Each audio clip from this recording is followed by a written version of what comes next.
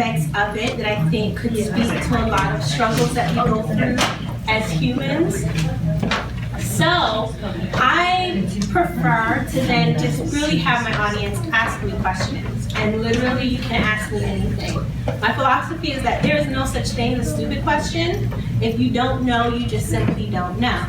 And I use my story and how I have grown and I have survived the things that my father did to me as a way, one, for people to sort of study human behavior, one thing. I'm doing that myself. I am in school for broadcast journalism and media production, and I'm also minoring in psychology because I feel like it's important for me to understand, as part of my healing, as part of someone that wants to contribute to my community, how and why my father did what he did. And I want to understand through him and through my experience with him psychologically, what does a person go through that would make them want to be sexually attracted to a child.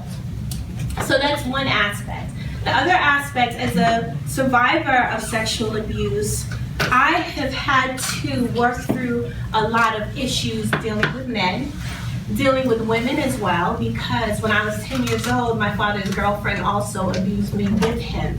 So I was exposed to having sex with a woman at a very early age, and I had to learn through how that made me feel and how it plays a role in my sexuality today.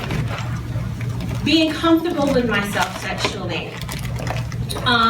Because my father was such a sexual deviant, you know, I questioned, well, how does my own thoughts and feelings, now that I am not with him, that I am not being abused by him, how does that play out in my life in dealing with other men?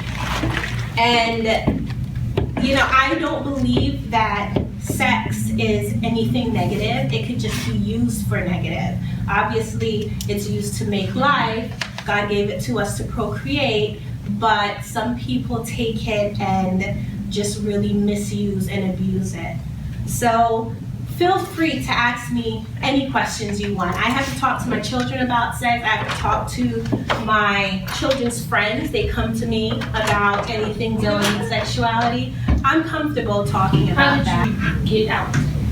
So me getting out was a very long process. One day, my father, he was a music video director. He did travel, and this is something he had us under such a tight, he oppressed us to the point that sometimes he could literally leave us home and know that we wasn't going to try and escape or do anything against him.